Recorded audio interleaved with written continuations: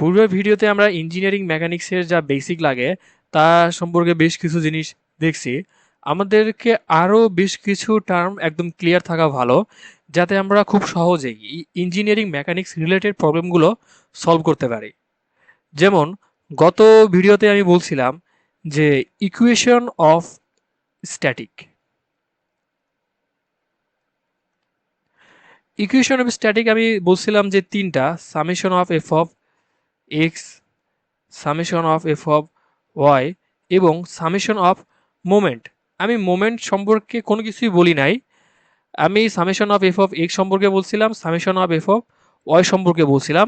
তাও বলছিলাম যদি কোনো ফিগার বা কোনো পার্টস যেটার উপরে আমরা লোড অ্যাপ্লাই করতেছি সেটা যদি স্ট্যাটিকে থাকে, সেই ক্ষেত্রে summation of F of X is equal to zero এবং summation of F of Y is equal to zero এবং সামেশন অফ মোমেন্ট এটাও ইজ ইকুয়াল টু জিরো হয়। কিন্তু এটা বলি নাই অ্যাকচুয়ালি কেন জিরো হয়। তো আমরা কেন জিরো হয় সেটা এখানে দেখব, এবং এর সাথে আরও বেশ কয়েকটা জিনিস যেগুলো জানা জরুরি পরবর্তী ম্যাথ সলভ করার জন্য, সেগুলো আমরা এখানে দেখব। But before we go to equation of static, আমরা আগে কন্টাক্ট সারফেস এই টার্মটা একটু ক্লিয়ার করে নিব, তারপরে আমরা ইকুয়েশন অফ স্ট্যাটিকে যাব। এরপর আমরা আরও বেশ কয়েকটা টার্ম আছে, যেমন আমরা রোপ নিয়ে কথা বলবো, দড়ি নিয়ে কথা বলবো, তারপরে হচ্ছে স্প্রিং, এই জিনিসগুলো নিয়ে কথা বলবো। তো সবার আগে আমরা আসলে এই কন্টাক্ট সারফেস জিনিসটা কি উদ্দেশ্য আমি এখানে লিখলাম সেই জায়গাতে যাই। সাপোজ তোমার সামনে একটা দেয়াল আছে,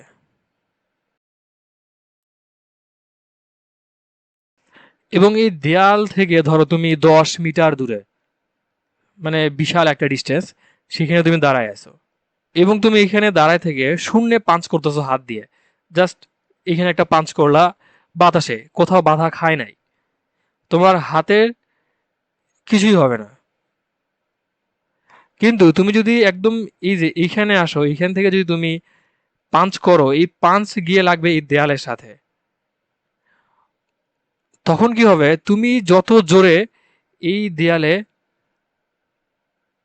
পাঞ্চ করবা, সাপোজ তুমি এখানে পাঞ্চ করছো যে ফোর্স সেটা হচ্ছে 10 নিউটন, তাহলে এই দেয়ালও তোমাকে কি করবে? 10 নিউটন ফোর্স ব্যাক দিবে। তোমারটা হবে অ্যাকশন এবং এটা হবে রিয়াকশন, দুইটার দিক এক্স্যাক্টলি অপোজিট দিকে হবে। তো এখানে যে মেইন কথা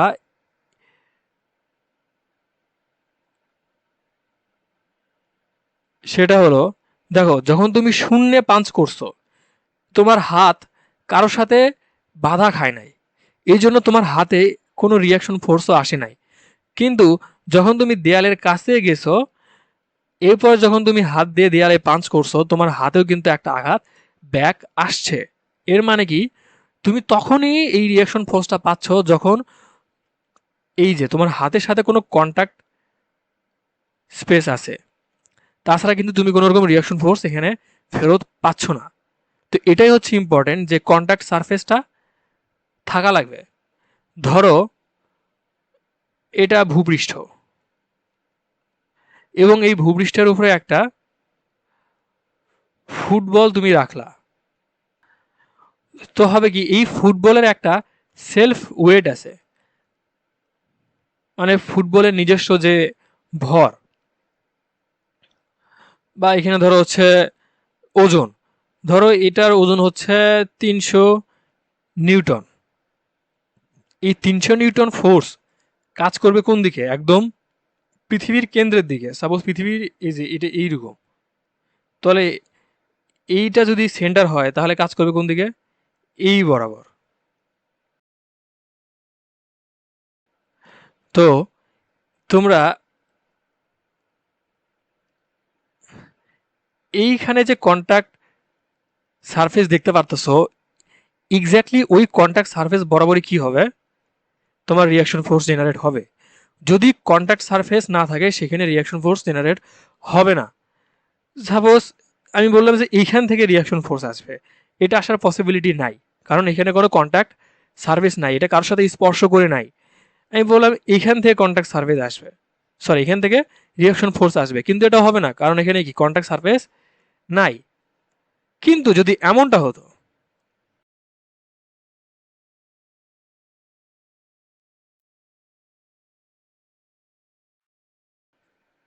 এইখানে যদি দেখো, এইখানে আমরা দেখতে পাচ্ছি ধরো যে এটা একটা খাজ, এই যে দুটো হলুদ বার আমি আঁকাইছি এবং নিচে লাল ডট ডট দিচ্ছি, এটা একটা হচ্ছে খাজ। সেই খাজের ভেতরে এখানে এই ফুটবলটা আছে। আগেবার কি হয়েছে, ভূপৃষ্ঠের উপর ছিল, যেখানে টাচ খাইছে সেখানেই আমরা কি দেখাইছি, এই রিয়াকশন ফোর্স হবে। এখন এইখানে তো ভূপৃষ্ঠের মতো করে আমি কোনো কিছু আঁকাই নাই, আমি করছি কি একটা খাঁচের ভেতরে এই বলটাকে রাখছি। তাহলে তোমরা দেখতে পারবা যে এইখানে এইখানে কন্ট্যাক্ট সারফেস কোথায় কোথায় আছে। এইখানে কন্ট্যাক্ট সারফেস আছে, এই যে এইখানে, মানে এই জায়গাতে আছে এবং এই জায়গাতে আছে। তো যেখানে কন্ট্যাক্ট সারফেস আছে সেখান কি হবে, সেই বরাবরই রিয়াকশন ফোর্সগুলো জেনারেট হবে। প্রথমত কি, এই ফুটবলের যে সেলফ ওয়েট আছে সেটা কি কাজ করবে, ওটা পৃথিবীর সেন্টার বরাবরই কাজ করবে। কিন্তু রিয়াকশন ফোর্স কাজ করবে কোথায়, যেখানে তোমার কন্ট্যাক্ট সারফেস আছে, অর্থাৎ এই যে এই বরাবর এখানে একটা কন্ট্যাক্ট সারফেস, এখানে একটা কন্ট্যাক্ট সারফেস। যদি এই ফুটবলের গায়ে অন্য কোথাও কন্ট্যাক্ট সারফেস থাকতো, মানে ধরো আরো একটা কন্ট্যাক্ট সারফেস আছে, তাহলে সেখানেও রিয়াকশন ফোর্স জেনারেট হতো।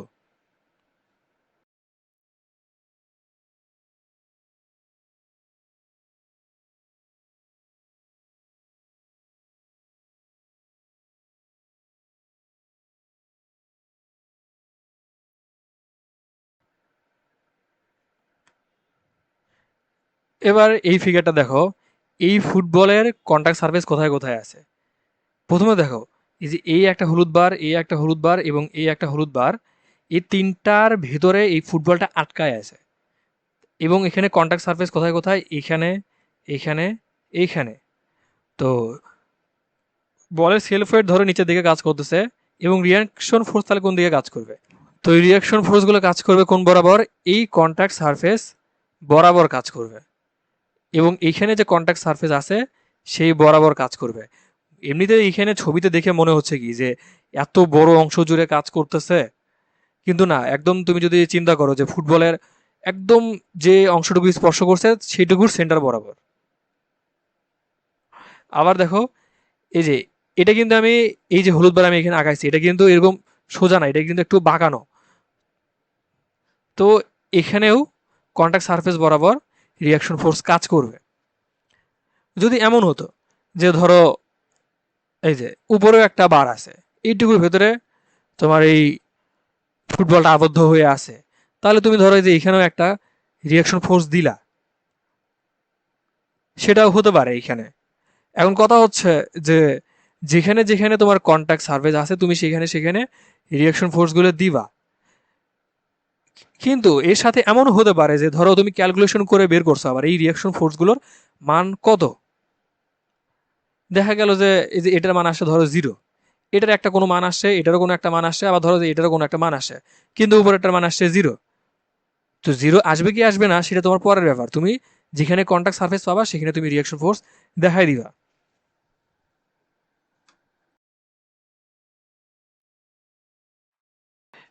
এবার আসো একটু মেইন গেমে।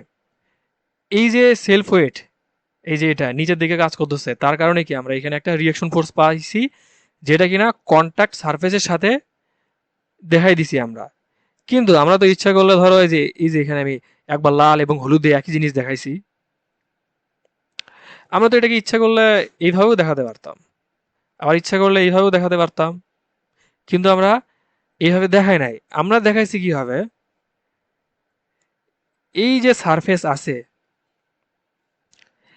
এই সারফেসের সাথে 90 ডিগ্রি কোণ করে। এটা মাথায় রাখবা, যে সারফেস থাকবে তার সাথে 90 ডিগ্রি কোণ করে তোমার হচ্ছে এই রিয়াকশন ফোর্সটা জেনারেট হবে। যেমন ধরো নিচের ছবিতে যদি আমি আসি, এখানে কি করছি, এই যে সারফেস আছে যার সাথে এই ফুটবলটা হেলান দিয়ে আছে, সেই সারফেসের সাথে যেখানে স্পর্শ করছে তার সাথে 90 ডিগ্রি কোণ করে রিয়াকশন ফোর্স হয়েছে। আবার এখানে কি, এই যে এখানেও 90 ডিগ্রি কোণ করে এই রিয়াকশন ফোর্সটা জেনারেট হবে। আবার আসো নিচে, এক্স্যাক্টলি সেম ভাবে এখানেও এটা 90 ডিগ্রি হবে, এখানেও এটা 90 ডিগ্রি হবে, এবং এখানেও এটা 90 ডিগ্রি হবে, এবং এখানেও এটা 90 ডিগ্রি করেই হবে। তো এটা সবসময় মাথায় রাখবা। তোমার ধরো এরকম একটা সারফেস আছে, এর উপরে ধরো হচ্ছে তোমার কোনো ফুটবল বা ব্লক হোক বা যেটাই হোক, যেটা আছে কিনা, তো কন্ট্যাক্ট সারফেস যেখানে সেই বরাবরই রিয়াকশন ফোর্সটা কাজ করবে, এবং সেই রিয়াকশন ফোর্সটা এই যে সারফেস যার সাথে হেলান দিয়ে আছে তার সাথে 90 ডিগ্রি কোণ উৎপন্ন করবে, এবং এটা খুবই ইম্পর্টেন্ট জিনিস। আবার এটার সাথে সাথে একটা প্রশ্ন মনের মধ্যে আসতে পারে, যে আমি আগেই বলছিলাম যে যেদিকে অ্যাকশন থাকবে ঠিক তার অপোজিট দিকে রিয়াকশন ফোর্স থাকবে। ধরো এইদিকে আমি দিছি এবং এদিকে তার রিয়াকশন ফোর্স হবে, যেমনটা আসলে নিউটনের থার্ড ল বলতেছে। কিন্তু এগুলো দেখি আমার ধরো যে এইদিকে ফোর্স আসছে একদম নিচের দিকে, যদি আমি একটু বড় করি আরো, ধরো একদম নিচের দিকে ফোর্স আসছে ভাই, তাহলে তো যেদিকে রিয়াকশন ফোর্স আমি এই অ্যাকশন ফোর্স দিছি ঠিক তার অপোজিট দিকে রিয়াকশন ফোর্স হওয়ার কথা। কিন্তু আমি তো সেরকম দেই নাই, আমি দিছি কি, এই যে এই বরাবর দিছি। এর অ্যাকচুয়ালি মেইন কারণ, যদি আমার কাছে সুযোগ থাকতো এক্স্যাক্টলি অপোজিট দিকে দেখানোর, তাহলে তো আমি দেখাইতামই। কিন্তু আমার কাছে ওই কন্টাক্ট সারফেস, এই যে এখানে এই কন্টাক্ট সারফেসই নাই। যদি কন্টাক্ট সারফেস না থাকে সেই ক্ষেত্রে কি হবে, আমরা ওই এক্স্যাক্টলি অপোজিট দিকে দেখাতে পারবো না। যেমন ধরো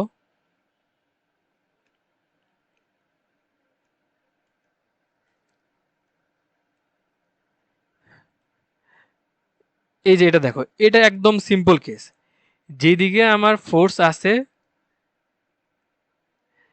ঠিক সেই বরাবরই আমরা আমাদের রিয়াকশন ফোর্সটা দেখাতে পারছি। কেননা এই যে কন্টাক্ট সারফেস ছিল এটা একদম হরাইজন্টালি ছিল, সেই জন্য এটা একদম সিম্পলি আমরা এখানে দেখা দিতে পারছি। যে জন্য বোঝা যায় যেদিকে অ্যাকশন আছে সেদিকেও ঠিক তার অপোজিট দিকে রিয়াকশন ফোর্স কাজ করতেছে। কিন্তু ব্যতিক্রম ঘটছে কোথায়, এই যে এই কেসটাতে আসে, এখানে অ্যাকশন ফোর্স এইটা, আর রিয়াকশন ফোর্স কোন দিকে, এইটা এবং এইটা। তাহলে নিউটনের থার্ড ল কি ভুল? না, অ্যাকচুয়ালি ব্যাপারটা হবে এইরকম যে এই যে আমরা এখানে রিয়াকশন ফোর্স দেখাইছি, এগুলোর কি আছে, এগুলোর আবার কি আছে, উপাংশ থাকবে।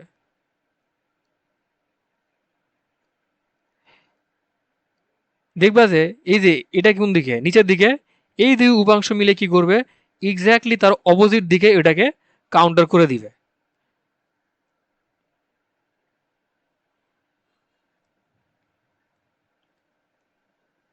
আবার যদি তোমরা যে এখানে দেখো, এখানেও তোমরা কি পাবা, এখানে প্রত্যেকটা জায়গাতে তুমি এটার জন্য উপাংশ পাবা, কারণ এটা কি বাঁকা, এই সার্ফেসটা কি বাঁকা।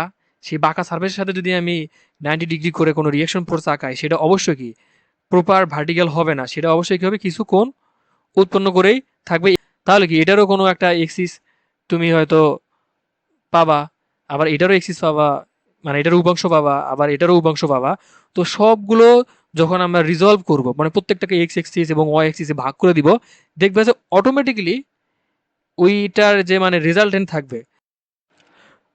ধরো এই যে এটা হচ্ছে অ্যাকশন, এবং তার রিয়াকশন আসছে এই যে এদিকে একটা আসছে, এবং ধরো এদিকে একটা আসছে। দেখা যাবে কি, এই যে দুইটা ফোর্স আছে এই দুইটাকে যখন তুমি এক্সিস বরাবর নিবা, উপাংশ বরাবর নিবা, এই যে এখানে একটা ভার্টিক্যাল পাইছো, এখানে একটা ভার্টিক্যাল পাইছো, এই দুইটা ভার্টিক্যাল মিলে যে রেজাল্টেন্ট বা দুইটার সমষ্টি হোক বা যোগ হোক বা বিয়োগ হোক যেটাই হোক, সেটা মিলে যে সম্মিলিতভাবে যে একটা রেজাল্ট দিবে, সেটা দেখা যাবে এক্স্যাক্টলি এই ফোর্সের অপোজিটে কাজ করতেছে। এটা কি ডিরেক্ট একদম ভার্টিক্যালি ডাউনওয়ার্ড কাজ করছে। এই দুই উপাংশ মিলে যে ফোর্স পাইছি সেটা কি ভার্টিক্যালি আপওয়ার্ড কাজ করতেছে। এবং এখানে যে এই যে এক্স এক্সিস এবং এই এক্স এক্সিস, দেখা যাবে যে এই দুইটা উপাংশ মিলে যে মান পাবো আমরা সেই দুটা মান হবে কত, জিরো। মানে আলটিমেটলি এই দুই ফোর্স আবার সেখানে থাকবে না। মানে কি, ফোর্স তুমি এইদিকেই দিছো, তুমি রিয়াকশনও ওই দিকে আসলে আলটিমেটলি পেয়ে গেছো। কোনো ফোর্সই তোমার এই যে এইদিকে আসবে না, মানে হরাইজন্টালি আর আসবে না।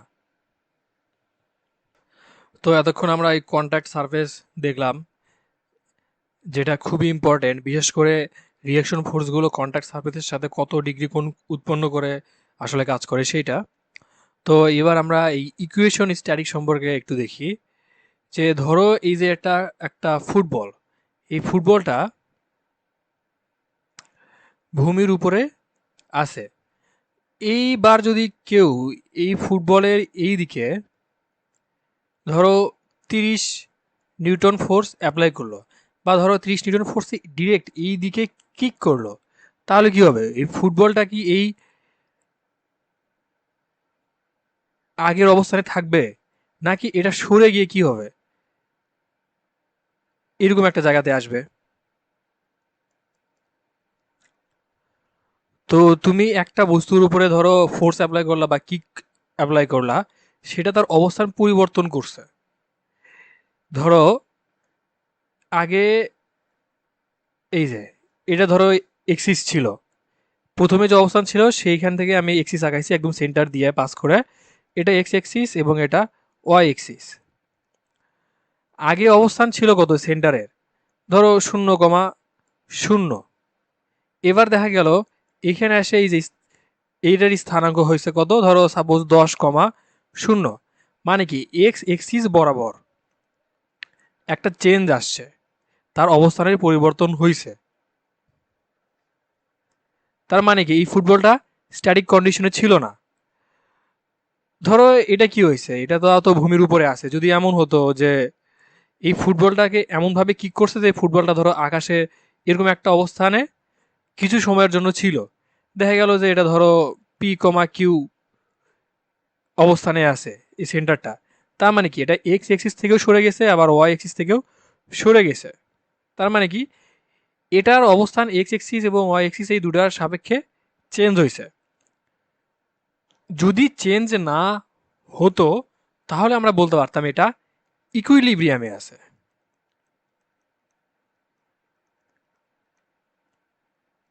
যদি চেঞ্জ না হতো তাহলে আমরা বলতাম এটা ইকুইলিব্রিয়ামে আছে। তো ধরো এইটা একটা ফুটবল, তুমি এখানে একটা ক্লিক করলা, ধরো 30 নিউটন বলে যে তুমি কিক করছো, এটার অবস্থান কখন চেঞ্জ হবে না, যখন এই 30 নিউটন বল তুমি কিক করার পরে এখান থেকেও আবার 30 নিউটন বল আসবে। মানে দুটা এক্স্যাক্টলি অপোজিট দিকে থাকবে এবং একে অপরকে নিষ্ক্রিয় করে দিবে।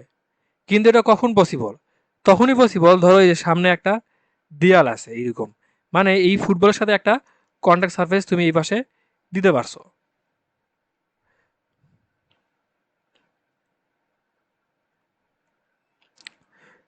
সেই ক্ষেত্রে কি হবে, তুমি ধরো 30 নিউটন বলে এখানে অ্যাপ্লাই করছো, এই বল পাস করে এই যখন দেয়ালে এসে আঘাত করবে, এই যে এখানেও কি হবে, 30 নিউটন বল অপোজিট দিকে কাজ করবে। তার মানে কি এক্স এক্সিস বরাবর কোনো রকম চেঞ্জ আর এই ফুটবলের হচ্ছে না। এটা ধরো তোমার হচ্ছে দেয়াল। তো যদি এরকম হতো যে আর একটা দেয়াল আমি ধরো যে এই বরাবর নিছি, তাহলে কি হবে, তুমি যদি নিচ থেকেও কিক করো এটার উপরের দিকে যাবে না। ধরো এই যে নিচ থেকে কিক করছো, দেখা যাবে যে এটার রিয়াকশন ফোর্স এই দিকে দেখা দিবে। তাহলে কি ফুটবলটা আর না এক্স এক্সিসে সরতে পারলো না ওয়াই এক্সিসে সরতে পারলো। কারণটা কি, এই যে এখানে এক্স এক্সিস বরাবর যে লোড আছে 30 নিউটন, সেটাকে কাউন্ট করতেছে এক্স এক্সিস বরাবর আর একটা লোড, সেটা কত 30 নিউটন। মানে এক্স এক্সিস বরাবর যে দুইটা লোড আছে সেই দুইটা লোডের মান কত হবে, একসাথে যোগ করলে কি হবে, জিরো হবে। এটা ধরো পজিটিভ, তাহলে এটা হবে কি নেগেটিভ। আবার যদি তুমি ওয়াই এক্সিস এর কথা চিন্তা করো, নিচ থেকে তুমি যে বল প্রয়োগ করছো মানে ফোর্স প্রয়োগ করছো, উপর দিক থেকে সেই একই রকম ফোর্স কি হয়েছে ফেরত আসছে। মানে ধরো তুমি এটা অ্যাপ্লাই করছো 20 নিউটন, তাহলে এটা কত হবে 20 নিউটন। তাহলে তোমার হচ্ছে ওয়াই এক্সিস বরাবর টোটাল যে লোড হবে তার মান কত হবে, জিরো হবে। অর্থাৎ যদি সামেশন অফ এফ এক্স এর মান জিরো হয় এবং সামেশন অফ এফ ওয়াই এর মান জিরো হয়, তাহলে এই যে এক্স এর স্থানাঙ্ক এবং ওয়াই এর স্থানাঙ্ক এই দুটাও চেঞ্জ হচ্ছে না। মানে কি বস্তুটা আগে যেখানে ছিল সেখানেই আছে, অবস্থান পরিবর্তন করে নাই, অর্থাৎ ইকুইলিব্রিয়ামে আছে। তো এটাই হচ্ছে static condition, equation of static, এবং মোমেন্টের সাথেও এটা রিলেটেড, যেটা কিনা আমরা পরে বুঝবো। তো এই ভিডিওটাই অলরেডি অনেক বড় হয়ে গেছে। আমি এই ভিডিওতে রোপ এবং স্প্রিং বোঝাতে চাইছিলাম। তো এই রোপ এবং স্প্রিং বোঝানোর আগে আবার আমাকে টেনশন, কম্প্রেশন এগুলো বোঝাতে হবে। তো আমি এই জিনিসগুলো পরের ভিডিওতে বুঝাবো ইনশাআল্লাহ।